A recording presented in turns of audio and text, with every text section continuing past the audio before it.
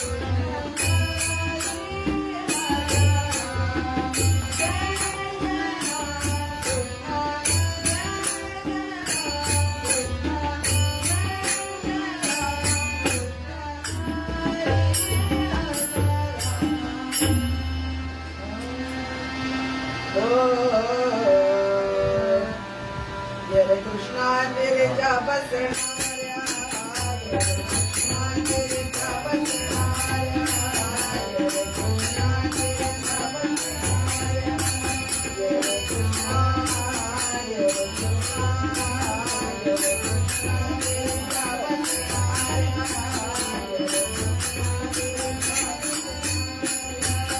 जय ओम हरे बसणाऱ्या जय ओम हरे जय ओम हरे जय ओम हरे बसणाऱ्या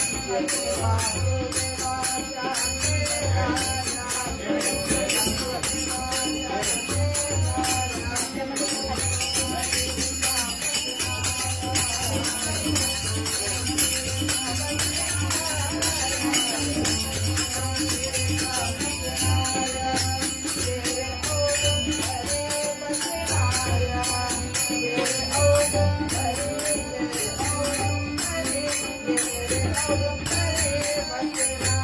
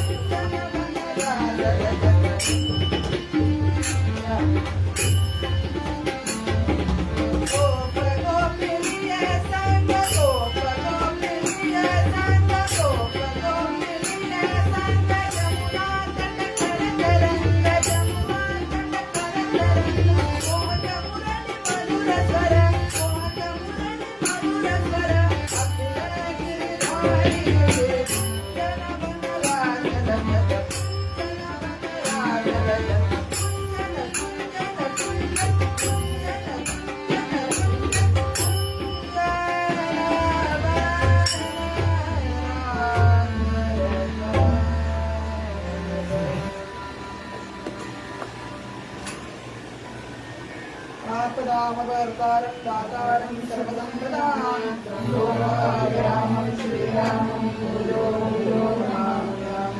जयान्ताजनी जन्मनामान्तकाला जयानि सदा वासनामार्गकेला जयाञ्च मुक्ति सर्वदा नामकीर्ति नमः अनन्यमूर्ते अनेन प्रीयतां देवो भगवान् जानकीपतिः श्रीरामचन्द्रपूर्वेषामस्माकं कुलदैवतं श्रोता भक्ता श्रीराम समर्थं श्रीराम समर्थं श्रीराम समर्थं जय जय रघुवीर समर्थ नारायण भजरे मानस नारायण भजरे नाहं वसामि वैकुण्ठे योगिनां हृदये रवौ मद्भक्ताः यत्र गायन्ति तत्र निष्ठामि नारद. आज पुररंगासाठी घेतलेला अभंग कृष्ण दयाराम स्वामींचा आहे. कृष्ण दयाराम स्वामी हे अनन्य कृष्णाचे भक्त होते आणि तसेच झाले. कृष्ण जसा होता त्याचं आचरण जसं होतं तसे ते झाले. कृष्ण दयाराम स्वामी म्हणून त्याला नाव पडलं कारण ते कृष्ण भक्ती करता करता कृष्णच झाले. म्हणून आजचा अभंग कृष्ण दयाराम स्वामींचा आहे निरूपणा करता घेतलेला. कृष्ण दयाराम स्वामी पहिल्या चरणामध्ये म्हणतात नारायण भजरे मानस नारायण भजरे. नारायण भजरे जेव्हा नारद आता मी श्लोक म्हटला त्याचा अर्थ असा आहे की नारद वैकुंठामध्ये गेलेले असताना विष्णूंना म्हणाले की विष्णू तुम्ही नेमके असता कुठे. प्रश्न विचारलाय मी तुम्हाला वैकुंठात शोधायला आलो तुम्ही आत्ता वैकुंठात मिळालात पण एरवी तुम्ही नसता तुम्ही असता कुठे. तर नारायणाने दिलेलं उत्तर आहे नाहं वसामि वैकुंठे मी वैकुंठात नाही. योगिनां हृदये रवौ जे हिमालयामध्ये तपस्या करतायत योगी मोठे तपस्वी त्यांच्या मनामध्ये सुद्धा मी नाही. योगिनां हृदये रवौ मद्भक्ताः यत्र गायन्ति माझे भक्त जिथे माझं मनापासून नाम घेतात नुसतं नाम नाही. मुखामधून आलेलं नाम हे काहीतरी करत असतं पण मनापासून घेतलेलं नाम भगवंताशी जोडत असतं. त्यामुळे मद्भक्ताः यत्र गायन्ति तत्र तिष्ठामि नारद. माझे भक्त जिथे मला मनापासून आळवतात तिथे मी कायम असतो. जसं नारायणाने सिद्ध सुद्धा केलेलं आहे. माझे भक्त गाती जिथे नारदा मी उभा देण्याचं देवाचं वाक्य आहे आणि प्रल्हादासाठी ते खरं सुद्धा ठरवलेलं आहे. प्रल्हादाने पोटात असल्यापासून अगदी शेवटपर्यंत नारायणाचं नाव सोडलं नाही आणि जेव्हा त्याच्या वडिलांनी विचारलं की तुझा नारायण कुठे आहे तेव्हा प्रल्हादाने प्रश्न बदलायला सांगितला. कुठे आहे म्हणाले विचारू नका कुठे नाही विचारा. त्यामुळे तेव्हा सुद्धा नारायण नाव घेतल्याप्रमाणे खांबातून प्रकट झाले. आपल्याला कथा सगळ्या माहिती आहेत फक्त त्याचा उदाहरण एवढाच की कृष्ण दयाराम स्वामींनी आपल्या मनाला उपदेश केला. नारायण भजरे मानस नारायण भजरे. मानस हा शब्द महत्वाचा. मानस म्हणजे मनुष्य नाही मानस म्हणजे मन. आपलं मन आहे खूप चंचल. मीराबाईंनी म्हटलं की मन वडाय वडाय उड्या पिकातलं ढोर. मन हे खूप चंचल आहे ते एका जागी स्थिर राहत नाही. आपण जरी कीर्तनाला बसलेलो असलो तरी आपण आता घरामध्ये असतोच कुठे ना कुठेतरी. ते मनाची एकाग्रता लागावी. आपलं जे स्थूल देह आहे ना हा दिसतोय देह त्याच्या आतमध्ये एक सूक्ष्म देह आहे आणि तो सूक्ष्म देह जर आपल्याला बघायचा असेल त्या सूक्ष्म देहाच्या दृष्टीने जर भगवंताचं नाम घ्यायचं असेल तर मनाला एकाग्र करण्यात येईल. मन जेव्हा एकाग्र होईल तेव्हा ते शुद्ध होईल आणि शुद्ध मन शांत लवकर होतं. आपलं मन शुद्ध करण्यासाठी प्रथम ते एकाग्र करावं लागेल आणि एकाग्र करण्यासाठी कृष्ण दयाराम स्वामींनी सोपा मार्ग सांगितला. नारायण भजरे मानस नारायण भजरे. नारायणाचं भजन करा. आता कृष्ण दयाराम स्वामी कृष्णाचे भक्त होते म्हणून त्यांनी नारायण नाव घेतलं. आपण उपासना करताना आपल्या आवडत्या देवाची करा. काय आहे आपण जेव्हा नाम घेतो तेव्हा आपल्या मुखातून स्पंदन बाहेर पडतात. आपण आता चटई म्हटलं तरी स्पंदन बाहेर पडतात पण त्याचा काही उपयोग नाही. आपण जेव्हा नाम घेतो तेव्हा स्पंदन बाहेर पडतात आणि ती स्पंदन आपल्या शरीरावरती पुन्हा येऊन आदळतात. त्याचा प्रभाव असा होतो की आपल्यावरती भगवंताची कृपा सारखी सारखी येत राहते. भगवंताचा आशीर्वादाचा हात आहे तो आरशासारखा काम करतो. आपण त्याच्यापर्यंत नाम पोहोचवतो त्याच्या हाताला आपण पुन्हा आपल्याकडे येतो. त्याची कृपा आहे त्या नामामध्ये. त्यामुळे आपण सातत्याने नाम घेत राहिलो तर हा सुस्थूल देह जो आहे तो बाजूला पडेल आणि सूक्ष्म देवाने आपल्याला भगवंताचं दर्शन होईल. पण ते होण्यासाठी नाम घेणं महत्वाचं. गोंदवलेकर महाराजांचं असं वाक्य आहे की भगवंताला सर्वस्व अर्पण करावं. पण म्हणाले सर्व दिलत नाही तरी चालेल पण तो स्व द्या. कारण तिथेच अडचण आहे. या जगातली 100% भांडणं म्हणतो मी मुळे होतात. आम्हीमुळे कुठेही भांडण आतापर्यंत झालेलं नाही. तू मुळे सुद्धा झालेलं नाही. सगळी भांडणं मीमुळेच होतात. जय जय. त्यामुळे भगवंताला सर्वस्व अर्पण करताना एक वेळ सर्व नाही दिलं तर कळेल. माणसाची तीच प्रवृत्ती असते. स्वतःकडचं दुसऱ्याला देणार नाही, पण दुसऱ्याकडचं घ्यायला नक्की तयार असतो माणूस. याच्यावर एक दृष्टांत आहे की एका गावामध्ये एक व्यापारी असतो आणि तो एकदा विहिरीत पडतो आणि तिथून चालणारा एक माणूस विहिरीमध्ये डोकावून पाहतो. तो त्याला सांगतो वाचवा वाचवा. तो सांगतो मला हात दे, मला हात दे. तो देत नाही हात. म्हणून दुसरा माणूस तिथून चाललेला असतो. तो त्या माणसाला म्हणतो अहो त्याला हात दे नका म्हणू, हात घे म्हणा म्हणजे तो लगेच घेईल. जय जय. ही सवय आपली जेव्हा संपेल ना तेव्हा आपण अध्यात्माच्या दृष्टीने पहिली पायरी चढू. आपण नुसतं नाम घेणं. आता ह्याच्यात सुद्धा गोंदवलेकर महाराजांचं वाक्य आहे की नाम घेणं खूप सोपं आहे, येणं खूप कठीण आहे. 1 तास नामाला बसलेला असता सुद्धा माणसं जगभर फिरून येतात. त्यामुळे इथे सुद्धा एक अशी कथा आहे की गंमतशीर आहे. एक पोलीस अधिकारी असतो, तो पूजा करत असतो आणि पूजा करता करता त्याचा जो लंगडा बाळकृष्ण असतो त्याची तो पूजा करत असतो आणि तेवढ्यात त्याचे पोलीस हवालदार असतात ते एका खुनीला पकडून आणतात आणि त्यांना सांगायचं असतं की याला उलटा टांगा आणि फटके द्या. पण त्याचा मौन व्रत असतो, तो सांगणार कसा. म्हणून तो काय करतो, लंगडा बाळकृष्ण सुद्धा जाण्यामध्ये अडकवतो आणि त्याच्या पृष्ठभागावर पळीने मारतो. ही काय भक्ती झाली का?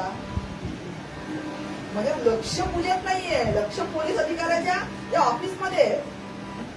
तसं आपलं लक्ष या संसारामध्ये आहे. जेव्हा हे लक्ष संसारातनं बाजूला होऊन भगवंताच्या ठाई लागेल, ते लागण्यासाठी सुद्धा खूप प्रयत्न आहेत. इथे विचार महत्वाचा आहे. विचार सुद्धा काय करावा. अंधारात आल्यावर भूत येईल हा काय विचार आहे का? विचार सुद्धा काय करावा, कल्पना सुद्धा काय करावी आपल्याला नाम शिकवतं. आपण नाम हळूहळू घ्यायला लागलो की आपल्यावर ते हावी होतं. आपल्या मनात नसलं तरी आपलं नाम सुरू राहतं. ह्याला नामाचं पहिलं फळ म्हणतात. गोंदवलेकर महाराजांनी सांगितलं की तुम्ही नाम जबरदस्ती घ्या, मग नाम तुमच्यावर जबरदस्ती करेल. प्रथम तुम्ही नाम घ्या. कसं आहे, सोप्या भाषेमध्ये सांगायचं झालं तर आपण एखाद्याला फोन लावतो. पहिल्यांदा फोन लावल्यानंतर तो आपल्याला ओळखत असतो का? नाही. प्रत्यक्ष भेटल्यानंतर अजून चांगली ओळख होते. त्याच्यानंतर फोनाफोनी करून रोज फोनवर बोलून अजून चांगली ओळख होते. तसंच आपण एक दिवस नाम घेतलं आणि भगवंताला मागितलं तर भगवंत आपल्याला ओळखतो का? आपण जर रोज नाम घेत गेलो, सातत्य त्याच्यामध्ये राहिलं तर रोज रोज नाम घेतल्यामुळे आपण जेव्हा कधी हाक मारू तेव्हा तो येईल. कारण का, आपण रोज त्याला फोन करतोय. जर आपण तसं करत गेलो तर आपल्याला भगवंताची कृपा होतेच आणि ते झाल्याशिवाय राहत नाही. भगवंत आपल्या मदतीला कायम उभा असतो. त्यामुळे कृष्णदयानंद स्वामी पहिल्या पदामध्ये हेच सांगतात, नारायण भजरे मानस नारायण भजरे. त्या नारायणाचं भजन कर, त्याने काय होईल. नारायण भजरे मानस नारायण भजरे त्रिभुवन प्रतिपद. या त्रिभुवनाचं प्रतिपद आहे. या त्रिभुवनाचं जेवढं मालकी आहे तेवढा मोठा तो तुला करेल. कधी? मानस नारायण भजरे. तू जेव्हा नारायणाचं भजन करशील तेव्हा तो तुला त्रिभुवन एवढा मोठा करेल. पण बाजूला काय करायचंय, विषय उपेक्षुने अनुभव लक्ष्मी आत्मपदी वचरे मानस नारायण भजरे. हे विषय बाजूला ठेवून जेव्हा अंतरात्म्याकडे आपण जेव्हा बघू तेव्हा हे नाम मुखातून बाहेर येणार आहे. आणि यासाठी खूप सूक्ष्म विचार गरजेचा आहे. आपण जर रोज विचार केला की आपण उद्या मरणार आहोत, आपण उद्या मरणार आहोत, तर नाम आपोआप तोंडातून बाहेर येईल. पण माणसं हा विचारच करत नाही, तिथे मोठी चूक आहे. आपण विचार केला की आपण एक दिवस नक्की मरणार आहोत, एक दिवस मरणार आहोत, हा विचार जेव्हा आपण करू तेव्हा आपल्या मुखातून आपोआप नाम बाहेर येईल आणि ते शेवटच्या श्वासापर्यंत राहील. काही जण सांगतात की भगवंताने सांगितलंय शेवटी राम म्हणा तुम्हाला मोक्ष, पण तो पहिल्यापासून तोंडात असावा लागतो तेव्हा तो शेवटी येतो. तुम्ही जर थेट शेवटी म्हणायला गेलात तर शेवटी बायको आणि नवराच आठवतो. जय जय राम आठवण्यासाठी त्याला घोटावा लागतो. जसं आपल्याला आजार झाला असेल तर एका गोळीने काम होत नाही. 8 गोळ्यांचा डोस करावा किंवा 4 गोळ्यांचा डोस करावा लागतो तेव्हा काम होतं. तसं आयुष्यभर जेव्हा आपण या रामनामाचा डोस घेऊ तेव्हा शेवटी बरं वाटतं. त्यामुळे रामनाम मी सांगतोय, आपण आपल्या देवाचा विचार करा. रामनामामध्ये काय आहे असं? हे जे रामनाम आहे किंवा हे जे नामस्मरण आहे ह्याच्यामध्ये काय आहे? इथे ज्ञानेश्वर माऊली सांगतात, नामस्मरणे निरंतर, नामस्मरणे निरंतर ते जाणावे पुण्य शरीर. नामस्मरण आपण निरंतर करत गेलो की आपलं शरीर पुण्य मार्गाकडे जातं. आता पुण्य आणि पाप या दोन खूप सूक्ष्म संकल्पना आहेत, त्यांना आपण खूप संक्षिप्त केलं. आपण देवाची पूजा केली की ते आपल्याला पुण्य मिळतं असं आपण गृहीत धरतो, पण ते कर्म आहे. त्याने आपल्याला पुण्याचा भाग मिळतो, पण ते कर्म आहे. ते कर्माच्या संचयामध्ये जातं. पुण्य केव्हा आपण एखादं कर्म निष्कामतेने करतो, त्याचं फळ आपण जेव्हा मागत नाही तेव्हा त्याला पुण्य म्हणतात. आपण पूजा करताना भगवंताने काय मागत नाही? सगळं मागतो. गुरुजी समोर बसले, आपण भगवंताला सगळं मागतो. गुरुजीला दक्षिणा किती देतो? भगवंताला 5 वेळे मागतो 5 लाख रुपयाचे. जर आपल्या अकाउंट मध्ये तेवढा बॅलन्सच नसेल, नामाचा बॅलन्स महत्वाचा आहे. आपण जेव्हा नाम घेतो तेव्हा ते भगवंताच्या बँकमध्ये पडतं. आत्ताच्या भाषेमध्ये समजावून सांगितलं की सोपं जातं. तो आपला बॅलन्स जेव्हा पूर्ण भरलेला असेल तेव्हा ते आपल्याला मिळेल, नाही सगळे चेक बाउन्सच होणार आहे. त्यामुळे जेव्हा आपण पूजा करतो, कर्म करतो, तेव्हा एखादा कर्म आपण निष्कामतेने जेव्हा करू तेव्हा त्याचा संचय पुण्यामध्ये होणार आहे. समर्थाने सांगितलं ना, काय मागत नाहीत लोक, फक्त सांगायचं राहिलंय म्हणा. समर्थांचं त्याच्यावरती ओवी पण आहे, मला सुंदरा अंगनाले करे दे, मला हत्ती घोडे न मोटार दे, मला सर्व दे सर्व काही. पण हे सगळं मागणारे लोक आहेत, पण हे मागत कोण नाही? असे भक्त केव्हाही म्हणणार नाही. जय जय. जेव्हा एखादी गोष्ट भगवंताकडे मागत नाही त्यालाच भक्त म्हणतात. भगवंताने आपल्याला एवढं सगळं दिलंय, घर दिलंय, चांगली नोकरी दिली आहे, खूप पैसे खूप दिले नसतील पण आपला प्रपंच चालवणे एवढे तरी पैसे दिले, कीर्तन प्रवचनाला जाण्याची बुद्धी दिली आहे. अजून काय हवं आपल्याला? एवढं भगवंताने दिलेलं असताना सुद्धा आपण भगवंताकडे जाऊन मागतो. असं एक सुंदर वाक्य ऐकलं की देवळाच्या बाहेर बसलेला भिकारी सुद्धा सारखाच आहे आणि देवळाच्या आतमध्ये गेलेला सुद्धा भिकारीच आहे. कारण देवळाच्या बाहेर बसणारा भिकारी हा पैसे मागतो आणि आत गेलेला भिकारी हा देवाकडे पुण्य मागतो. जय जय. त्यामुळे दोघांची तुलना ही सारखी आहे. त्या तुलनेत जर फरक करायचा असेल तर आपण जेव्हा निष्कामतेने भगवंताकडे जाऊ की भगवंत मला काहीही नको, तेव्हा भगवंत आपोआप द्यायला सुरुवात करतो. भगवंताचा हात कधी वर होतो जेव्हा आपण नको म्हणतो. त्यामुळे आपण जेव्हा मागण्या बंद करू तेव्हा भगवंत आपोआप देणं सुरू करू. आपली कुठे मागणी नसते, भगवंताला 5-5 मिनिटांनी आपण सांगत असतो. काही जण तर एवढं सांगतात, कीर्तनाला आलोय घरचं रक्षण कर, कुलूप लावलंय की नाही विसरलेलं असतं, त्यामुळे भगवंताला उभा करतात दारात. तेवढंच काम आहे का त्याला? त्याला बरीच कामं आहेत, पण तो जे त्याचं अनन्य श्रद्धेने नाव घेतात त्याच्यासाठी तो उभा असतो. म्हणून भगवंताची भक्ती ही निष्कामतेने करावी. आपण जर एखादं कर्म केलं आणि त्याचं फळ मागितलं नाही तर भगवंताच्या डोक्यावरती त्याचं ओझं होतं.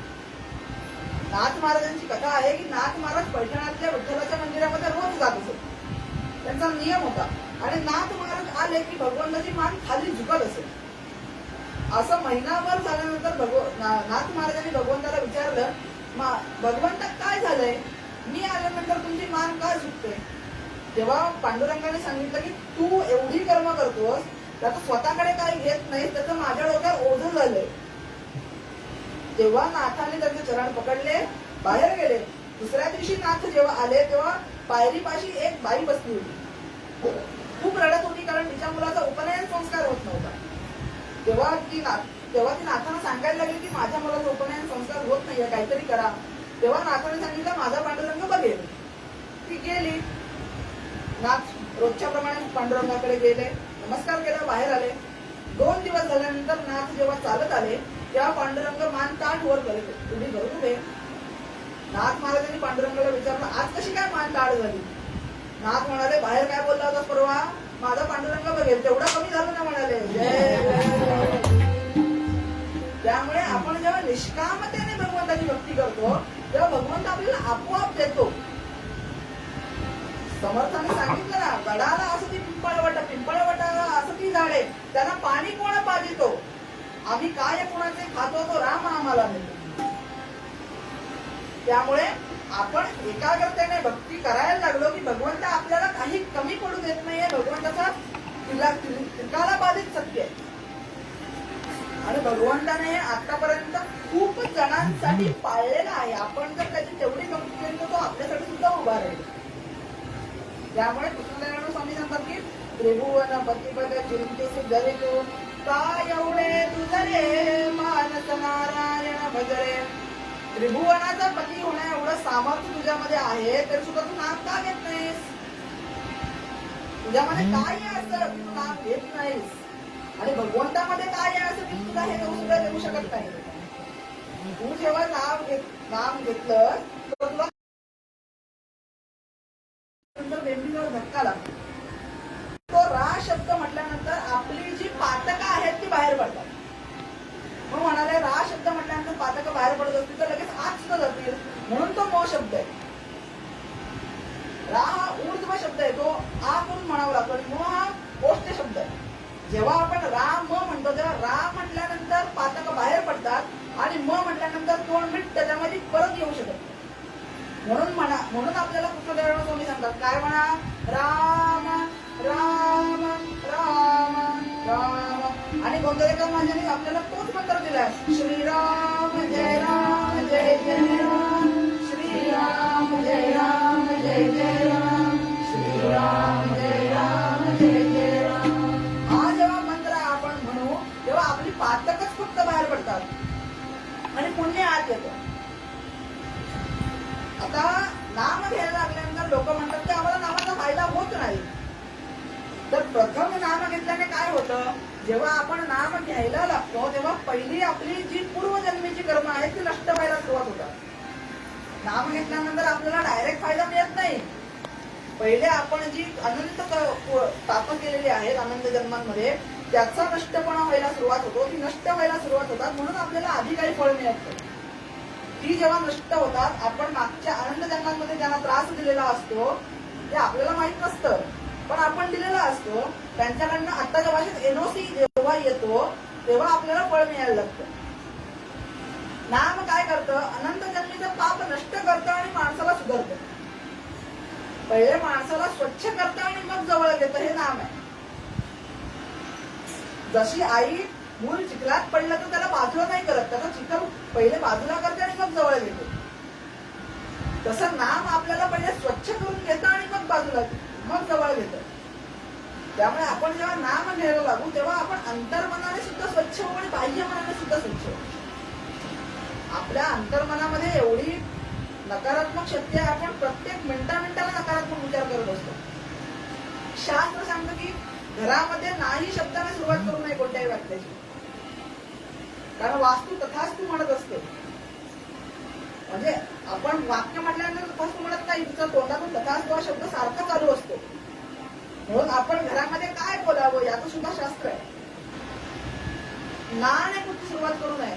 लोकमान्य टिळकांच्या बाबतीतला एक सुंदर प्रसंग सांगितला जातो. जेव्हा इंग्रज विचारायला आले लोकमान्य टिळकांच्या पत्नीला की लोकमान्य घरात आहेत का, तेव्हा नाही म्हणायचं नाही. म्हणून त्याने सांगितलं चपला दिसत नाहीये. त्यांना कळलं नाही. त्याच्यानंतर तिने सांगितलं पगडी दिसत नाहीये. आता त्यांना थोडं कळलं होतं पण त्यांना अजून खुचकायचं होतं. म्हणून त्याने विचारलं की कुठे पुन्हा सांगा. तेव्हा त्याने सांगितलं काठी दिसत नाहीये. तेव्हा पळून गेले ते. नाही शब्द म्हणायचा नाही. नाहीने जेव्हा आपण सुरुवात करू तेव्हा नकारात्मक शक्ती आपल्या अंतर्मनामध्ये तयार होते की आपल्याला कळत नाही. पण आपल्या जे शरीर आहे त्याच्या 1.5 फूट अंतरावर आपला आभामंडल असतो आणि त्या आभामंडलामध्ये आपली खूप नकारात्मक शक्ती भरलेली असते. म्हणजे जर त्याचं एक मशीन सुद्धा ऑरा क्लिनिंग म्हणतात त्याला, ऑरा चेकिंग, ते जर आपण केलं तर आपला 99% ऑरा किंवा आभामंडल हे काळं येतं. तेवढी नकारात्मक शक्ती आपल्या ऑरामध्ये, आपल्या आभामंडलामध्ये असते. ती जर बाहेर काढायची असेल तर हे नारायण भजरे मानस नारायण भजरे, ही जर शक्ती बाहेर काढायची असेल तर नारायणाचं नाम घेणं आवश्यक आहे. म्हणून शेवटच्या पदामध्ये कृष्णदयाळ स्वामी सांगतात की कृष्ण दयाळ कर्ण कुटी तुझं, मी तुमच्या कानाजवळ येऊन सांगतोय सोपा पर्याय. तुम्हाला एवढं सांगतोय की नारायणाचं नाम घ्या, त्याने तुम्हाला काही कमी पडणार नाही, ते तुम्ही घ्या म्हणजे झालं. तुकाराम महाराजांनी सांगितलं ना की फक्त नाम घ्या. तुकाराम महाराजांनी बाकी काय केलंय? ते पुढे रोज अभिषेक करत होते का? ते रोज देवळात जाऊन पूजा करत होते का? त्यांनी फक्त 24 तास तोंडामध्ये रामकृष्ण हरी ठेवलं. म्हणून भगवान त्यांच्या कीर्तनामध्ये येऊन नाचतो. आणि जे शास्त्रोक्त त्यांना त्रास देत होते त्यांना आजपर्यंत सुद्धा मिळालेली नाही पांडुरंगाची भक्ती. जेव्हा तुकाराम महाराजांचा गाथा पाण्यामध्ये बुडवला तेव्हा महाराज 3 दिवस काठावरती बसून होते आणि त्या गाथ्यामध्ये एवढी शक्ती होती की पांडुरंगाने ती बाहेर काढली गाथा नदीतून. एवढं जेव्हा हे लोकांनी पाहिलं तेव्हा तुकाराम महाराजांचे पाय धरले. तुकाराम महाराज जेव्हा शेतामध्ये जाऊन बसत असत तेव्हा एक दिवस असं झालं की त्यांच्या अंगाखांद्यावर पक्षी खेळत नव्हते. म्हणून त्यांना खूप वाईट वाटलं. तिथेच त्यांनी रामकृष्ण हरी सुरू केलं आणि अखंड नाम घेत होते. अखंड नाम घेतल्यानंतर काही तासानंतर पुन्हा ते पक्षी त्यांच्या अंगाखांद्यावर खेळायला लागले. तेव्हा त्यांना बरं वाटलं. पक्षीही एवढे त्यांचे स्नेही होते, तिथे देवही त्यांचा एवढा स्नेही होता. ते आपल्याला सांगत असतील किंवा कृष्णदयाळ स्वामींसारखे अधिकारी व्यक्ती जेव्हा आपल्याला सांगतात की नाम घ्या, तेव्हा आपण ते घेणं आपलं कर्तव्य आहे. गोंधळेकर महाराजांसारखा अधिकारी व्यक्ती आपल्याला सांगते की तुम्ही फक्त नाम घ्या, बाकी कमी बघतो. एवढं अधिकाराने सांगणं सोपं नाहीये. महाराजांच्या बाबतीत एक प्रसंग सांगितला जातो की महाराजांना बरं नव्हतं तेव्हा त्यांना तपासणीसाठी वैद्य आले होते. त्या वैद्यांनी नाडी तपासताना महाराजांचं सतत नाम चालू असेल. नाडी तपासताना महाराजांना म्हणले तुमचं नाम जरा बंद करा, डोके लागत नाहीये म्हणाले तुमच्या हाताचे. महाराज म्हणाले मी नाम बंद नाही करू शकत, कारण ते मेंदूने स्वीकारलंय, ते आता आपोआप चालू आहे, ते आता ऑटो पायलट मोडवर आहे म्हणाले. आता ते मी नाही बंद करू शकत, तुमचं तुम्ही काय ते करा. आता एवढं जेव्हा आपली पात्रता होईल तेव्हा तो समोर दिसेल. त्यामुळे गोंधळेकर महाराजांकडे एक जण आला होता. महाराज तुम्ही आम्हाला सांगता नाम घ्या, नाम घ्या, नाम घ्या, तुम्ही केव्हा नाम घेता? महाराज म्हणाले असं, माझ्या कोणत्याही शरीराच्या अंगाला कान लावून बघ, तुला राम नामच ऐकू येईल, दुसरं काही ऐकू येणारच नाही. एवढी जेव्हा अधिकारी व्यक्ती आपल्याला सांगते तेव्हा आपण ऐकणं हे आपलं कर्तव्य आहे. आणि कलियुगामध्ये नामाला खूप महत्व आहे. आता तर आपल्याला मोक्ष गाठायचा असेल किंवा या संसार सागरातून तरुण जायचं असेल तर नाम हे खूप सोपं साधन सांगितलंय. त्रेतायुगामध्ये यज्ञ हे खूप सोपं साधन होतं. व्यापार युगामध्ये सुद्धा यज्ञ हे खूप सोपं साधन होतं. पण कलियुगामध्ये यज्ञ हे साधन सोपं नाहीये. तिथे नाम साधन सोपं सांगितलं. गुरुचरित्रामध्ये अशी कथा आहे की कली जेव्हा ब्रह्मदेवाकडे गेला तेव्हा ब्रह्मदेवाने विचारलं की तू कोणाला त्रास देणार नाहीस. तेव्हा कलीने सांगितलं की मी असा एकही व्यक्तीला त्याला त्रास देणार नाही. तेव्हा ब्रह्मदेवाने सांगितलं की जे कीर्तन प्रवचनाला जात असतील, जे भगवंताचं नाम घेत असतील सातत्याने, त्यांना तू त्रास देऊ नको, म्हणून तो येऊ नये अशीच व्यवस्था करतो.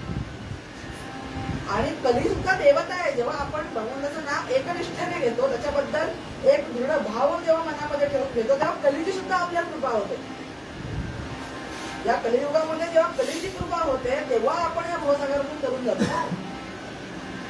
कारण प्रत्येक ठिकाणी कली आहे, कुठे कली नाहीये असं नाहीये. त्या कलीतून बाहेर पडायचं असेल, त्या कलीच्या अवकृपेतून बाहेर पडायचं असेल तर नाम घेणं आवश्यक आहे. जे अवकृपेतून बाहेर पडण्यासाठी आपण जेव्हा नाम घेऊ तेव्हा तो आपल्याला नाम घेताना सुद्धा त्रास देतो. त्यातनं बाहेर पाडण्यासाठी तो खूप प्रयत्न करत असतो. पण त्यातून आपण जेव्हा नाम घेत घेत सातत्याने बाहेर पडतो, पार करतो, तेव्हा आपण बाहेर येतो. म्हणून एक काव्य सुद्धा आहे, राम नाम नौका भवसागरी तराया. त्यामुळे जेव्हा आपण रामनाम घेऊ, नाम घेऊ, तेव्हा या संसार रूपी जो भवसागर आहे त्यातून आपण तरुण जाऊ. कारण हा संसार जो आहे तो एक दिवस जाणार आहे. सगळ्या संतांनी आपल्याला हेच सांगितलं की संसार एक दिवस जाणार आहे, आपण सुद्धा एक दिवस जाणार आहोत. गेल्यावरती आपल्या बरोबर नामच येणार आहे. आपण गेल्यानंतर आपल्यासोबत काही येत नसतं. आपण केलेलं चांगलं कर्म आणि नामच येतं. त्यामुळे हा संसार जो आहे तो चलनीय सांगितला, तो पुढे पुढे सरकणार आहे. म्हणून ज्ञानोबाने संसाराची व्याख्या केली, संसर्गी संसार हा जो पुढे पुढे सरकणार आहे त्याला संसार म्हणतात.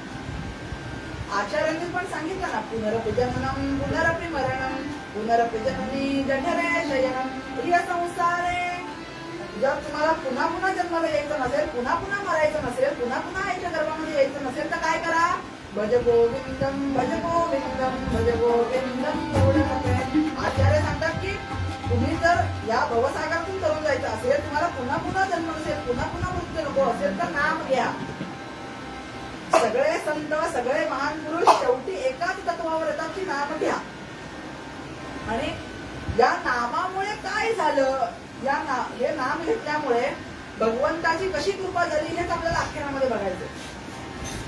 नामाचा महिमा काय असतो, नाम घेतल्याने काय होतं हेच आपल्याला पुढे आख्यानामध्ये बघायचंय. तेव्हा कृष्णदयाळ स्वामी प्रथम पुरोरंगाच्या पदामध्ये सांगतात, नारायण बदरे मानस नारायण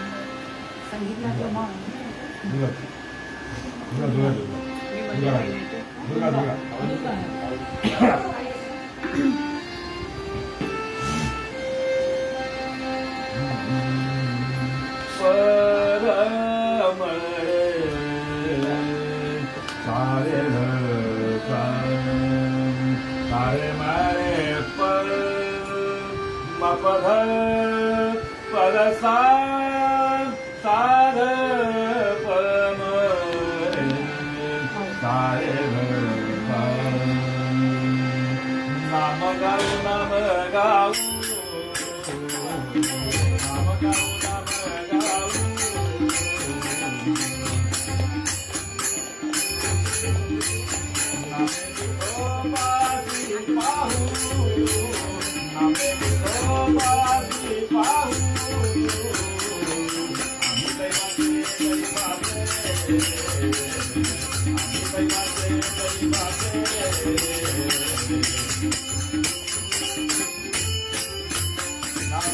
पंढरी राजाचे दास पंढरी राजाचे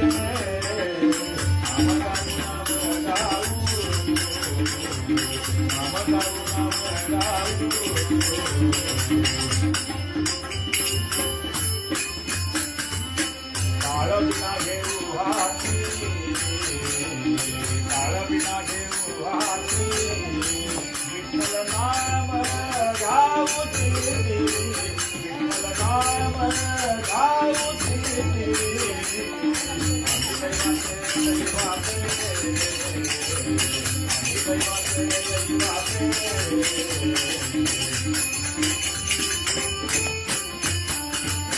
नामामध्ये दाखवली सदा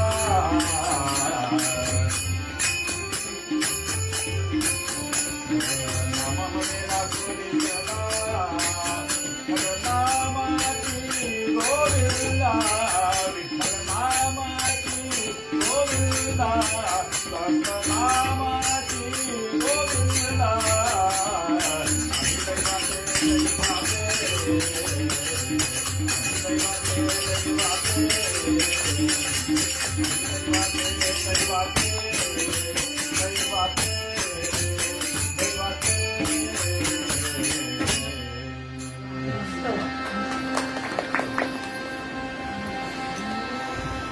एकदम बरोबर बघा. 5 मिनिटं नाम घेऊया.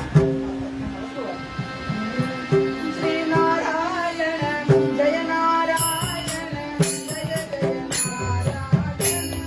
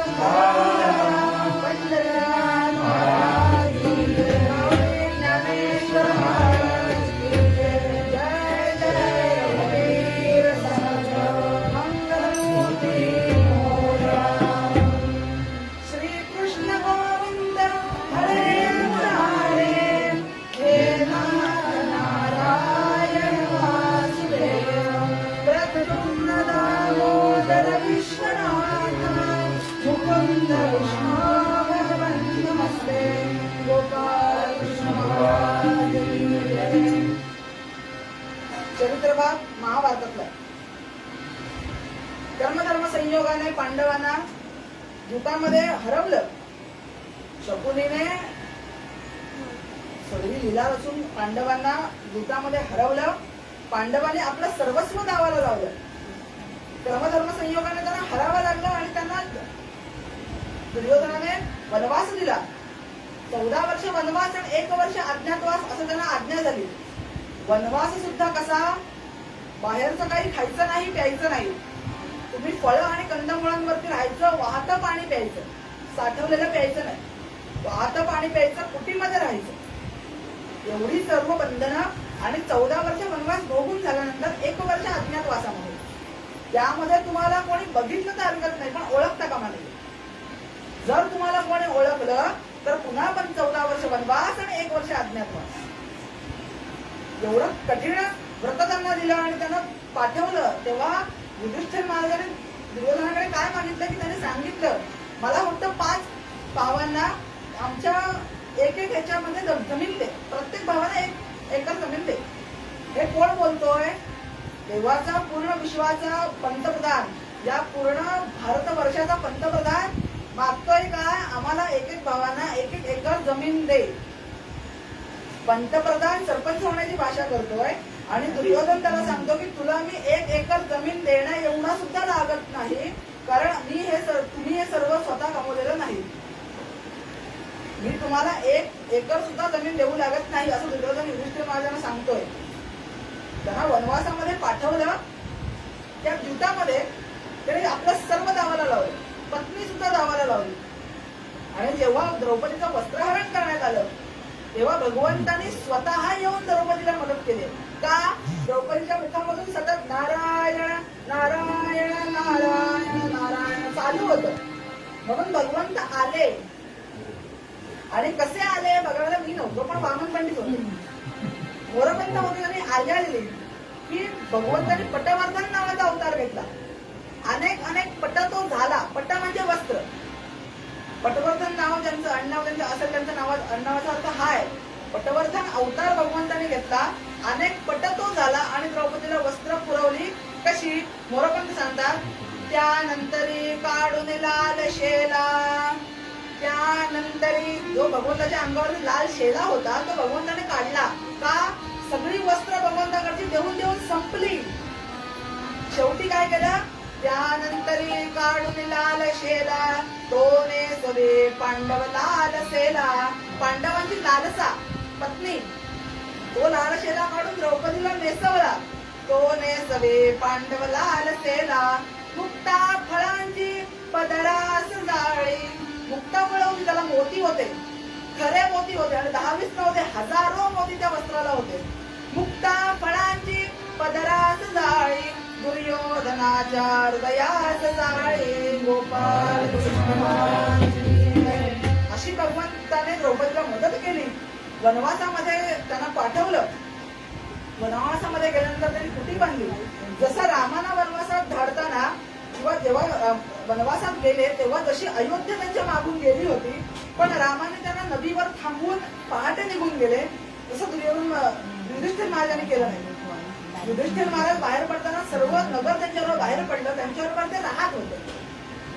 वनवासामध्ये युधिष्ठिर महाराजांनी काही त्यांना सांगितलं नव्हतं की तुम्ही माझ्यासोबत राहा, पण त्यांची अशी इच्छा होती की आमच्या राजाला त्यांनी हकललाय, त्यामुळे आम्ही त्या नगरात तोंड सुद्धा दाखवायला जाणार नाही. त्यामुळे ती सर्व माणसं तिथे राहत होती आणि त्यांची एक दिवस हळूहळू तब्येत खालवायला लागली. सगळे असे आजारी पडायला लागले.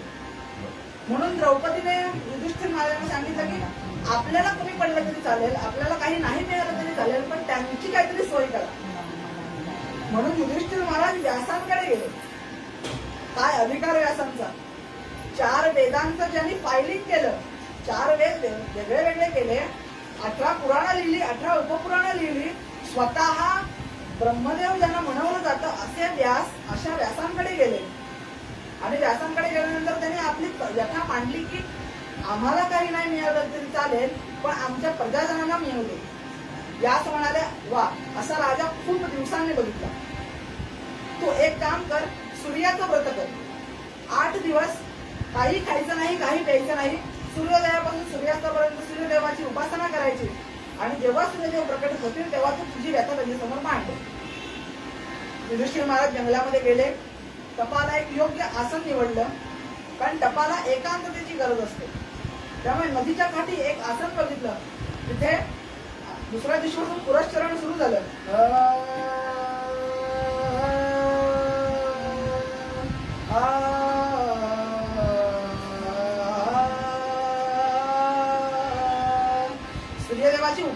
झाली. आणि या पदामध्ये सूर्याची खूप नावं आहेत बघा, शोधता येतात का? ते जो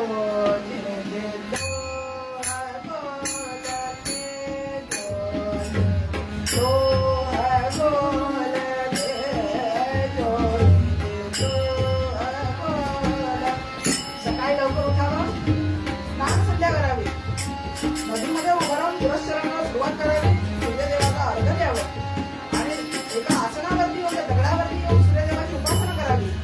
काही खायचं नाही, प्यायचं नाही, पण जरी पोटामध्ये अन्न जात नव्हतं तरी त्यांचं तेज दुप्पट वाढलं होतं. जेव्हा मनुष्य तप करतो तेव्हा त्याचं तेज वाढतं. 8 दिवस खाऊन न पिऊन राहिल्याने सुद्धा ते सूर्यासारखे दिसत होते.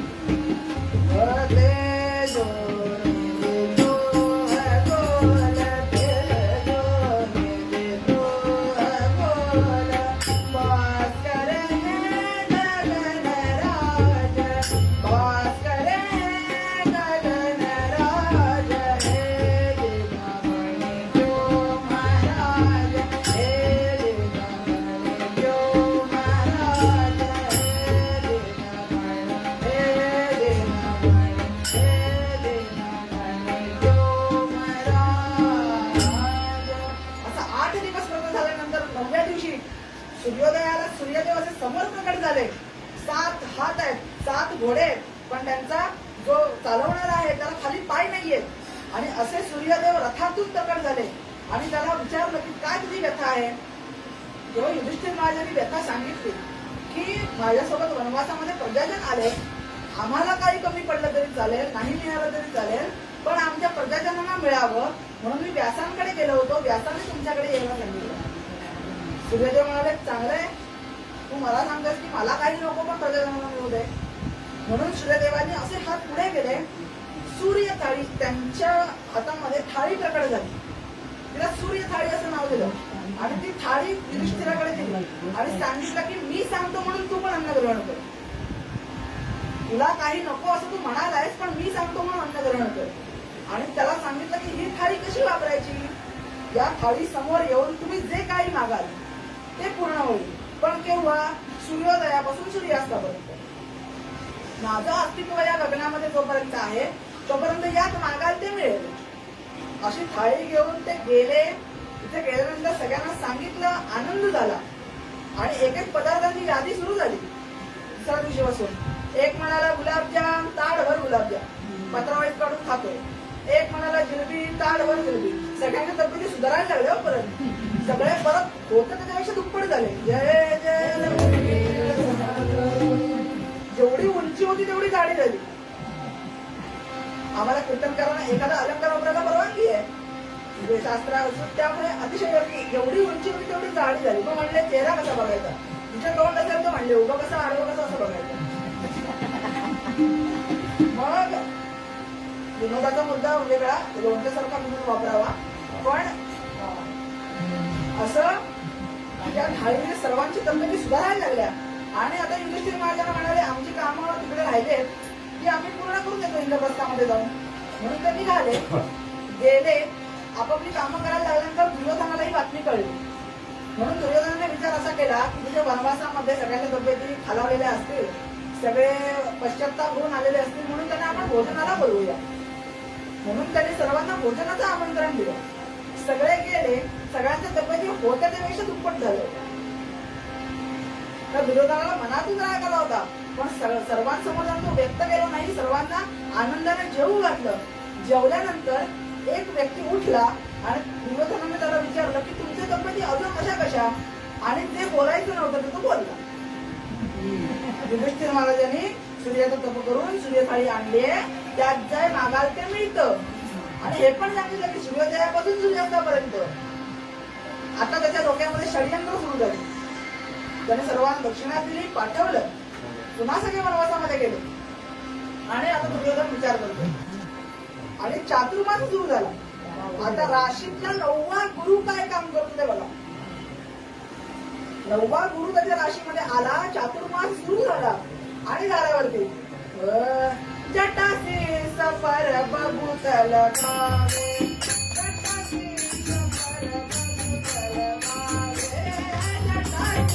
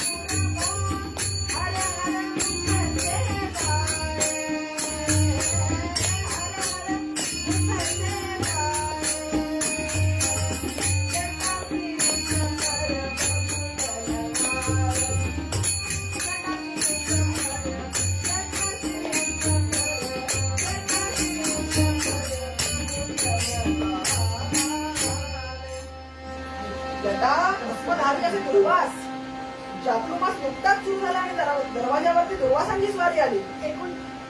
दुर्वासांनी दरवाजावरती आल्यावर जय जयकार केला. पार्वती पते हर हर महादेव. दुर्योधन धावत आला, त्यांची पूजा अर्चा केली आणि त्यांना सांगितलं की मला तुमची चातुर्मासामध्ये सेवा करायची. तेव्हा दुर्वासाने सांगितलं तुला माहिती आहे ना, सेवा ही बहु कठीण, सेवा ही बहु कठीण, जाणून का मूर्खपण, जाणून का मूर्खपण, करिसी दुर्योधना, करिसी दुर्योधना, सेवा ही बहु कठीण सेवा. त्यांनी त्याला सांगितलं तुला माहिती आहे ना आमची सेवा किती कठीण आहे. हे माहीत असून सुद्धा पाहून चालतोय, विचार कर. तेव्हा दुर्योधन म्हणाला ठीक आहे, मला काही अडचण नाही, तुमच्या सेवा करणार 4 महिने. म्हणून त्याने त्याचं सेवत्व स्वीकारलं आणि त्याला सांगितलं, शिष्याला बोलावलं, शिष्या इकडे ये. हा कमंडलू बघितलास, जर सेवेत काही चूक झाली, आम्हाला त्या सेवेच्या वेळेत काही मिळालं नाही, तर या कमंडलू मधलं पाणी शिवरून तुला भस्म करेल. असं त्याला सांगितलं तर त्याने मान्य केलं आणि सेवा सुरू झाली. कधीही काही मागायचं, सेवा सुरू झाली, कधीही काही मागायचे. एक दिवस सगळे झोपल्यानंतर, मुद्दाम सगळे झोपल्यानंतर हाक मारली रात्री 12 वाजता दुर्योधना. तेव्हा ते सेवकाने सांगितलं, हो ते महर्षी हाक मारतय, त्यांना काय आता कोण साधू नाही, कोण सारखेच. त्या सेवकाने सांगितलं होते महर्षी हाक मारतायत. दुर्योधन उठला, धावत गेला, त्याला सांगितलं आता आम्हाला भूक लागली, जेवायला हवं. बलते बलत्या समयी, बलते बलत्या समयी, युक्ता युक्तै पदार्थ मागेते. बलते बलत्या समयी, कोणत्या वेळेला काही मागायचं, कधीही काही. बलते बलत्या समयी, युक्ता युक्तै पदार्थ मागेते. देतात काळची देता, देतात काळची देता, नेऊन देता कुरूप लागे.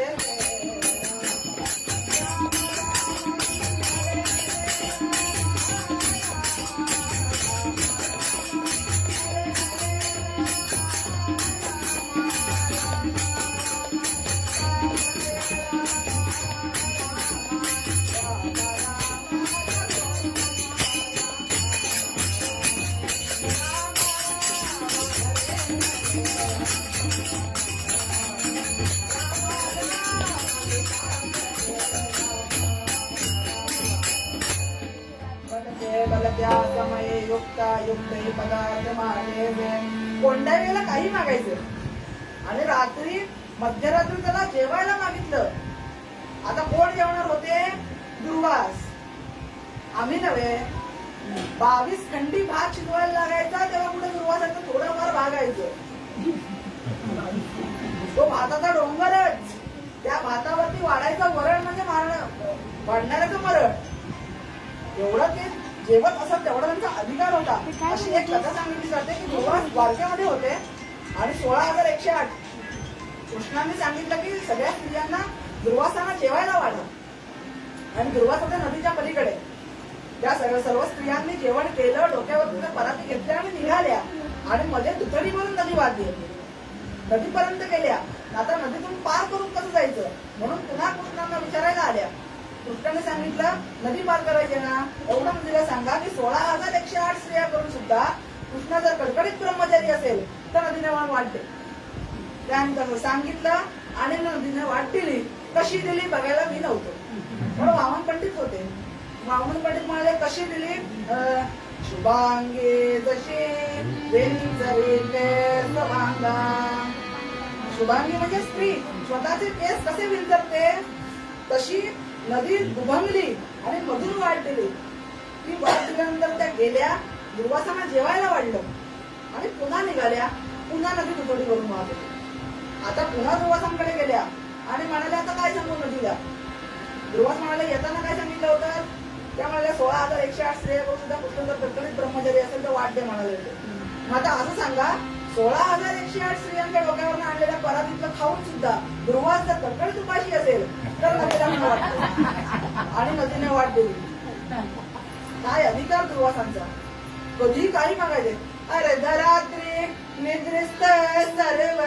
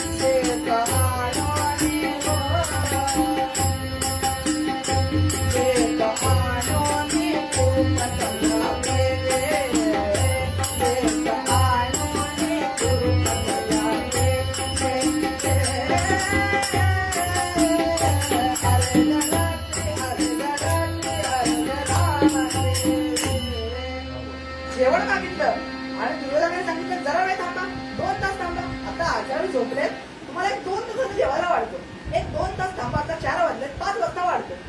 ते म्हणाले मला सांगतोस थांबायला. शिष्या कमांडरवर त्याला भस्मच करतो. आता म्हणले नको नको नको करतो काहीतरी. गेला निघून. आचार्यांना उठवलं, जेवण करायला लावलं आणि जेवायला वाढलं. पुन्हा हाक मारली. दुसरा पुन्हा काही दिवस गेले, पुन्हा हाक मारली. दुर्योधना इकडे बघ, आता आम्हाला आमरस हवाय. दुर्योधन म्हणाला आत्ता कुठून आमरस आणू. आता श्रावण भाद्रपद आंबे म्हणाले चैत्र वैशाख तिकडे. आता आंबे नाही. ते म्हणाले आम्हाला आमरस मिळणार नाही, आम्हाला आमरस मिळणार नाही. शिष्या कमांडरवर कापतो भस्म करतो म्हणाला काहीतरी करतो. गेला निघून. पूर्वी श्रीमंत लोक मधामध्ये आंबे बुडवून ठेवत असत. ते आंबे आणले मागून, रस काढला, एवढं पातेलेभर रस शिष्या आपल्या सेवकांकरवी त्यांच्या समोर आणला. एवढा वेळ लागला का म्हणाले रस आणायला ने आणि रस्त्यावरून ओठ म्हणाले. रस्त्यावरून ओठ म्हणाले. दुर्योधन म्हणलं भांडभर तरी घ्या, वाटीभर तरी घ्या. ओततोच की नाही शिष्या कमांडरवर. गेला ते सगळं पातेले घेऊन गेला, ओतला रस. आणि असे थोडे दिवस पुन्हा गेले आणि पुन्हा हाक मारली. दुर्योधना इकडे. हाक मारल्याबरोबर आला. काय करशील. 100 मुली घेऊन ये. दुर्योधन म्हणाला महाराज तुम्ही संन्यासी आहात, आम्हाला विचारतोस. 100 मुली घेऊन ये. कशा आण.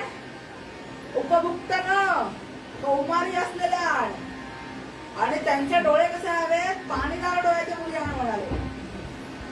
तो म्हणाला आता तुम्हाला मुली आणतोस की नाही. तो त्याने सांगितलं की पाणीदार डोळ्याचे पाहिजे. तो गेला निघून, गावामध्ये फिरला. आई वडिलांना सांगितलं काय काळजी करू नका, संन्यासी येते देईल परत, एवढी काय काळजी करू नका. 100 मुली आणल्या, जमा करून उभ्या केल्या. विचारलं दुर्वास महाराज लग्न करताय ना, मला लग्न करायला सांगतोस. शिष्या कमांडरवर. तो म्हणाला ओ काय तर नीट तुम्ही सांगा, एकदा भलतं सांगता एकदा भलतं सांगता. ते म्हणलं हे बघ तिथून मुली आणल्या, तिथं नेऊन सोड. अशी एक एक सेवा सेवा किती कठीण सेवेवर जावं. आणि अशी सेवा पूर्ण होत चातुर्मास संपला. सेवा पूर्ण झाली आणि एकदा चातुर्मास संपल्यानंतर हात मारले. दुर्योधना इकडे. ताबडतोब आला. पाय लट लट लट कापत होते. काय मागतील काय सांगावं. त्याला सांगितलं तुझी सेवा पूर्ण झाली, आम्हाला आनंद झाला, काय हवंय ते माग. आता गुरुकृपा होऊन सुद्धा तिचा उपयोग कसा करता येत नाही याचं सुंदर उदाहरण. त्याने जर मागितलं असतं की मला इंद्रपद हवंय, त्याला इंद्राला खाली बसवलं असतं आणि ह्याला वर नेऊन बसवलं असतं. एवढा अधिकार दुर्वासांचा. दत्तात्रयांचे बंधू तेव्हा त्याने जगाचं पद मागितलं असतं तरी दिलं असतं. एवढी अधिकारता. हे पुटक्या कर्माचं नशिबात हवं ना. ह्याने काय मागितलं? सेवा चांगली झाली. आता एक काम करा, आमचे चुलत बंधू पांडव कुठे द्वैतवनात आहेत तुम्हाला माहिती आहे ना? तुम्हाला खूप माहिती, आत्ताच कानावर आले, त्यांना वनवास नाही आलाय. हा, तिथे जा आणि त्यांच्याकडे रात्री 12 वाजता जाऊन इच्छा भोजन मागा.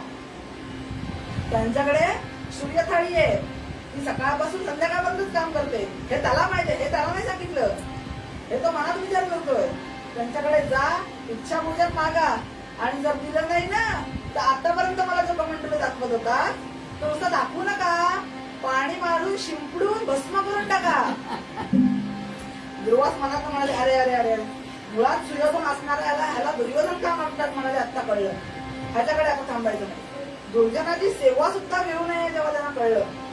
इथून निघाले, शिष्याला सांगितलं तर इथे पाणी सुद्धा प्यायचं नाही. इथे गर्जना केली, पार्वती पते हर हर महादेव. शिष्याला घेऊन निघाले आणि मध्यरात्री त्या द्वैतवनामध्ये पोहोचले. पांडवांच्या कुटीच्या समोर हजारो शिष्यांचं गर्जना झाली, पार्वती पते हर हर महादेव. गर्जना ऐकून उठले सगळे.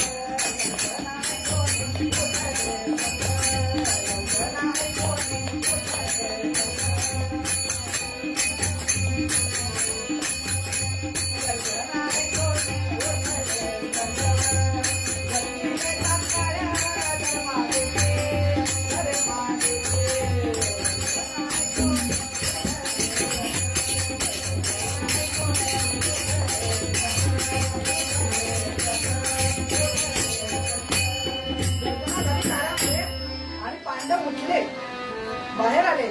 दुर्योधन महाराजांनी सांगितलं की मला महर्षींची पाद्यपूजा करायची, सगळी तयारी करा.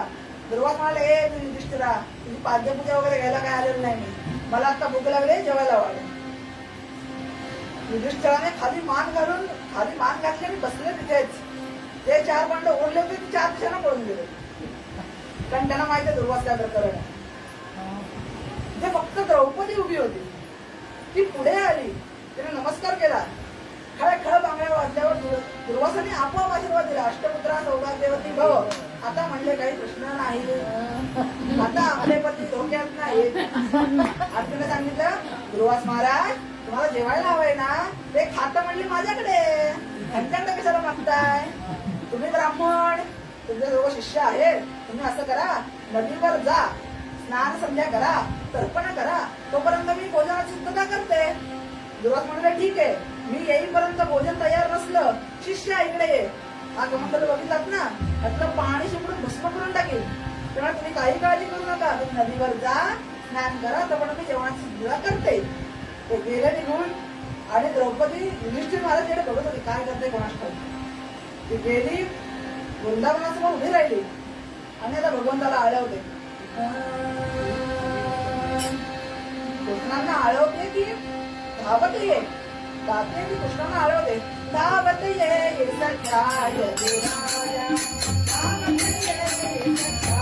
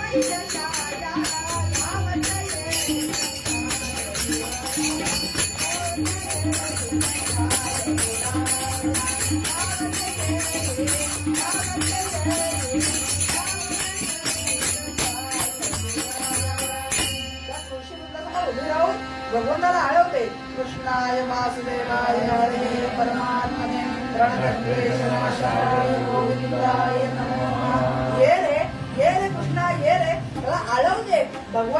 कसं आहे, भगवंताच्या दरबारामध्ये अंधेर आहे पण अंधेर नाहीये. तो वाट बघायला लावतो, रडवतो पण येतो.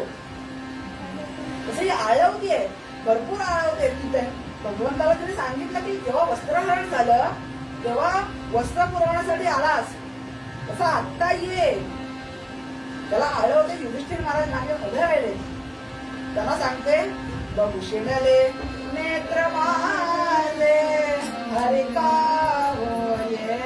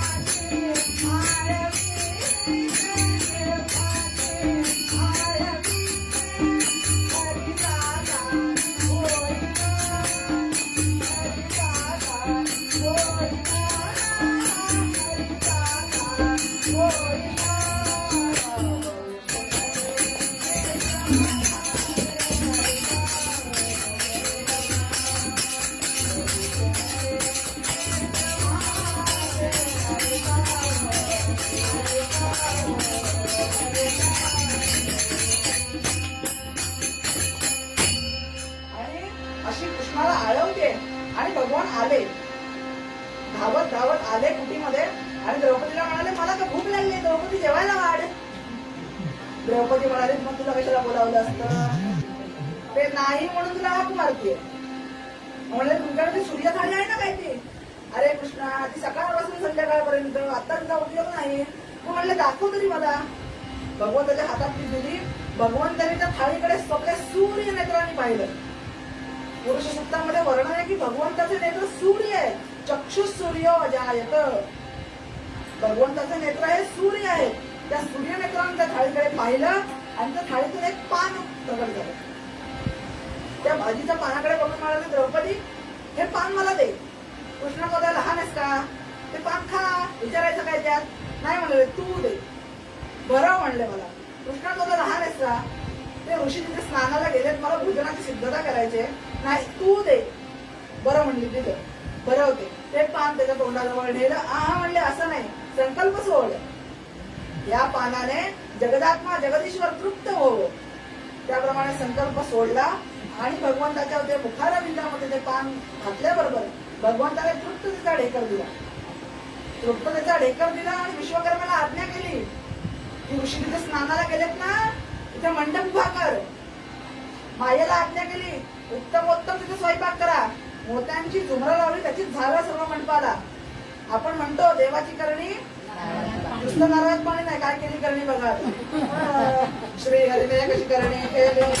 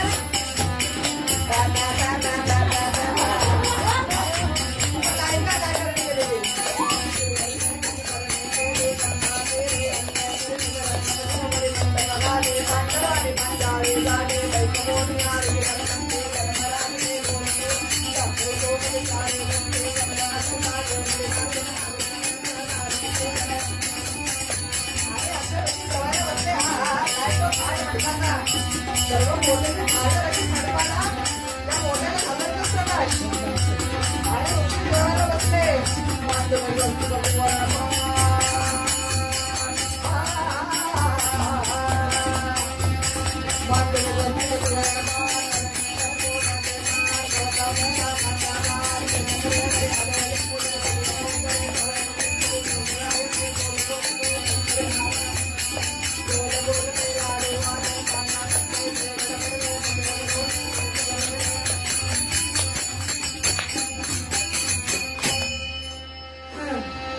ऐकायला बरं वाटतं.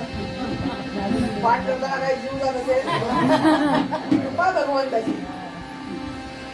आणि असं देवाला बसवलं. त्या मंडपामध्ये 10,000 झुमरं, 5,000 हंड्या. बोलताना तरी नीट बोलावं. वचन आहे का दरिद्रता आपण काय बघायला गेलोय. नाही तर 5 हंड्या आणि 10 झुमरं. 5,000 झुमरं, 10,000 हंड्या आणि असा भव्य मंडप. देवाला बसवलं. बसायला पाठ चांदीचा, टेकायला पाठ चांदीचा, ताटाला पाठ चांदीचा, फक्त वर पाठ नव्हता. आणि जेवण वाढायला सुरुवात केली. व मायेने स्वयंपाक केलेला सगळा. 5 पांडव मायेने तयार केले होते. भीम असा गदा घेऊन सर्व मंडपामध्ये फिरतोय. कोणी अन्न टाकू नये बघत. गदा घेऊन फिरतोय. त्याच्या गदेकडे बघूनच लोक घाबरून जेवत होते. आणि वाढायला सुरुवात केली. 5 प्रकारच्या भाज्या, 6 प्रकारच्या आमट्या, 4 प्रकारच्या कोशिंबिरी, शिवाय पांढरा भात, पिवळा भात, खवा भात, भोपळा भात, बिर्याणी नव्हती तेव्हा. असे सगळे पदार्थ वाढले. आणि जेव्हा दही भाताची वेळ आली तेव्हा गोड पदार्थ आणायला सुरुवात केली. जिलबीवाला आला. जिलबी काय, जिलबी काय, जिलबी काय. तुळशी म्हणाला हे जिलब्या तुला आधी नाही काय येत आहे. तुम्हाला खाऊन तर बघा. त्याने एक जिलबी खाल्ली. मायेने केलेला स्वयंपाक तो काय चव त्याची. त्याने सांगितलं हे जिलब्या ते अख्खा ताट होत. हे अख्खा ताट त्याच्यासमोर ओतला. तो गेला. तो जिलबी खातो जबरदस्त. बासुंदी बासुंदी बासुंदी बासुंदी. ते म्हणले बासुंदी तुला एवढं अक्कल नाही का. तो म्हणला ह्यांना नकोय ना. शेजारी ऋषी म्हणले ह्यांना नकोय ना मला वाढा. ते बासुंदी वाढायला गेले. तो थेंब त्याच्या अंगावर पडला. त्याने असा ताटून बघितला काय चव त्या बासुंदीची. त्याला सांगितलं 4 वगैरे इथंच ओढ. ओढली गेला निघून. तर बघलं घ्या श्रीखंड श्रीखंड श्रीखंड श्रीखंड. ते श्रीखंड घेतलं. ओ माणसं पोट फुट्यापर्यंत बासुंदी प्यायले. एका ऋषीने बासुंदी प्यायली. त्याच्यावर पाणी प्यायलं ते नाकातनं बासुंदी बाहेर आली. तो म्हणला अन्न हे पूर्ण ब्रह्म आहे म्हणून त्याने तशी घेतली. एका ऋषीने काय केलं बासुंदी बाहेर येऊ नये म्हणून आपला वडा असतो ना वडा तो लावला असतो तोंडामध्ये आणि बासुंदी प्यायला. आणि ती अशी अडकली घशामध्ये. ऋषी हातपाय तडफडायला लागला. डोळे पांढरे गेले. सगळे बघितलं तडफडतोय का. भीम आला. हा तडफडतोय का म्हणून बघितलं. हा वडा आहे म्हणले. वडा अडकलेला. संध्यातली पळी घेतली. त्याला बरोबर मध्ये छिद्र पडलं. तेव्हा हवा सुरू झाली आणि ऋषीच जागाला नाही तर मिळालाच होता. आणि अशी बासुंदी प्यायला लोक. ऋषी म्हणाले इथे भगवंताला मेंदू कसा दिला म्हणले. मेंदू मेंदूचा उपयोग नाही म्हणलं. त्याला मेंदू दिला नसता तर तिथे पण आम्ही बासुंदी भरून ठेवली असती. एवढे जेवले आणि सगळे असे थपथपलेले बासुंदीने सगळ्यांच्या पोटावरती असे बासुंदीचे भीमाने आज्ञा केली. युधिष्ठिराने भीमाला सांगितलं जा सगळ्या नदीवरती धू आणि तिकडे शयन लक्ष केलं तिकडे नेऊन टाक. भीमाने सगळ्यांना नदीत म्हशी दुधात सगळं तसं धुतलं. धुतलं शयन कक्षामध्ये टाकलं नेऊन. सगळे ऋषी घोरत पडले. भगवंते आवरले माया.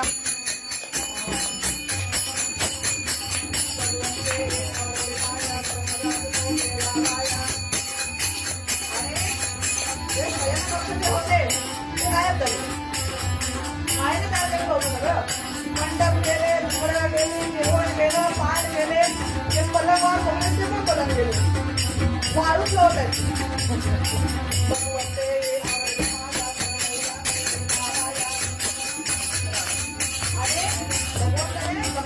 आज्ञा केली जा आणि कृष्णाला बोलवून आणा. गेले आणि धावतात धावतात धावतात धावतात पडले.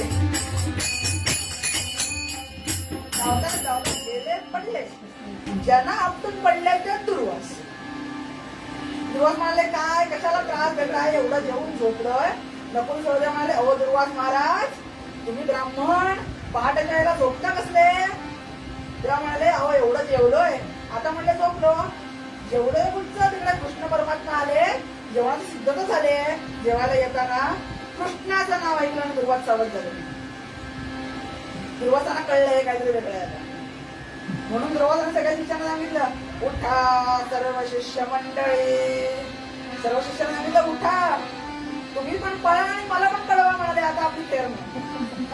कृष्णाचं नाव ऐकलं आणि सर्व असे हडकून जागे झाले. उठले, त्यांना उठवत नव्हतं. दुर्वासांना नकुल सहदेवाने आपल्या बगल्यात घेतलं आणि तसे घेऊन गेले. घेऊन गेल्यानंतर कृष्ण परमात्मा लांबूनच पाहिलं दुर्वासाने. उठून जे धावत सुटले तर डायरेक्ट कृष्ण परमात्मा तिथे बाहेर बसले तिथे गेले. कृष्णाच्या चरणावरती अभिषेक केला मित्रांचा, मित्राश्रूंचा. कृष्ण म्हणाले दुर्वास महाराज भोजन करताय ना. भगवंताला म्हणाले माफ करा, दुर्जनाची सेवा केली त्याचं असं फळ मिळालंय मला. मला तुमची माया कळली भगवंता. त्या म्हणाले तुमचं काहीच चूक नव्हतं, त्याने जे मागितलं ते तुम्ही दिलं. फक्त तुम्हाला एवढंच दाखवून द्यायचं होतं की दुर्जनाची सेवा कशी वाईट पडते. तुम्ही त्याला सगळे आशीर्वाद दिले पण ते आता कसे तुम्हाला तुमच्यावरती उलटे आले ते बघा. म्हणून दुर्जनाची सेवा सुद्धा कधी घेऊ नये. ते कृष्ण परमात्माने त्यांना सांगितलं की तुमचं काहीच चुकलं नाहीये, तुम्हाला फक्त दाखवून द्यायचं होतं. आणि भगवंताने पुन्हा आशीर्वाद दिला, पुन्हा त्यांची पुन्हा पोटी तशी झाली आणि बोलण्याची सिद्धता झाली. सर्व जेवले. यातलं तात्पर्य काय, द्रौपदी आणि पांडव सातत्याने भगवंताचं नामस्मरण करत राहिले म्हणून भगवंत त्यांच्या आडीला धावून आला. मूळ पदामध्ये जसं आपण बघितलं तसंच इथे आहे की आपल्यासाठी पांडवांसाठी भगवंत धावून आले आणि पांडवांना मदत केली. असंच जर आपण सातत्याने नाम घेत राहिलो तर जशी पांडवांना मदत केली तसं आपल्याला पण सुद्धा मदत करण्यासाठी भगवंत एक दिवस नक्की येईल. तेव्हा नाम घेणं गरजेचं आहे आणि भगवंताचं चिंतन करणं गरजेचं आहे. तुम्ही सगळी माणसं चांगलीच आहात, कीर्तन प्रवचनाला जाणारी आहात. सातत्याने भगवत चिंतन केल्यामुळे हे अजूनच पक्क होतं. तुम्ही वक्त्याकडे बघू नका किंवा त्याच्या ज्ञानाकडे बघू नका. प्रत्येकाच्या मुखामध्ये सरस्वतीला वेगळीच जादू ठेवली. प्रत्येकाच्या वाणीतून काहीतरी बाहेर पडतं वेगळं. तुम्ही सारखं सारखं कीर्तन प्रवचनाला जावं, वक्त्याचा विचार न करता जावं, म्हणजे आपल्याला जे हवं आहे ते मिळतं. ज्ञानोबांनी म्हटलंय श्रोता तो श्रोता वक्ते विना, वक्ता तो वक्ता नव्हे श्रोते विना. वक्त्याला व्हॅल्यू नाहीये श्रोते नसतील तर बोलणार कोणासमोर. त्यामुळे इथे म्हटलंय ना श्रोते तुम्ही जगदीश मूर्ती, तुम्ही स्वतः नारायणाचे अवतार आहात. तेव्हा सर्वांनी नाम घ्या असं याच्यातून या कथेमधून सुद्धा आपल्याला सांगायचं. म्हणजे भगवंत आपल्या सतत पाठीशी उभा राहील, सतत मदत करेल. मूळ पद्यामध्ये कृष्ण जरा समाधीला हेच सांगितलं.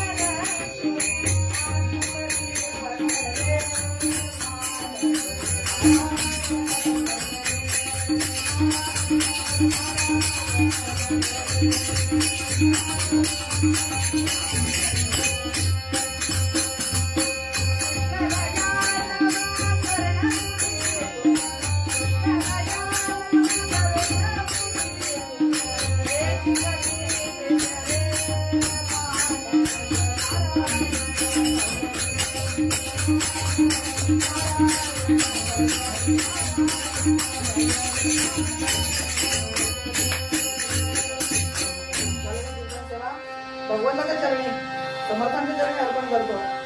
आणि आज कीर्तनाला इथेच विराम द्यायचा. याची नाम देगा देगा तुझा.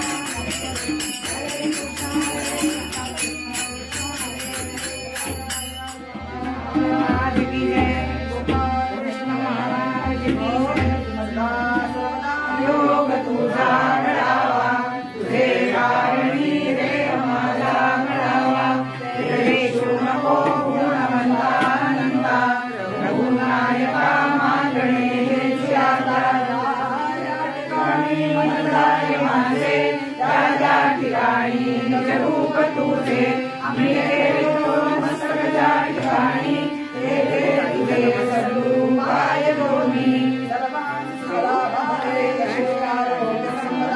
कल्याण व्हावे सर्वांचे कोणी दुःखी असू नये सारखे पूर्ण वैराग्य जाचे पडी ज्ञान योगेश्वराचे पडी वाल्मिका सारिका मान्य आईचा नमस्कार माझा सलो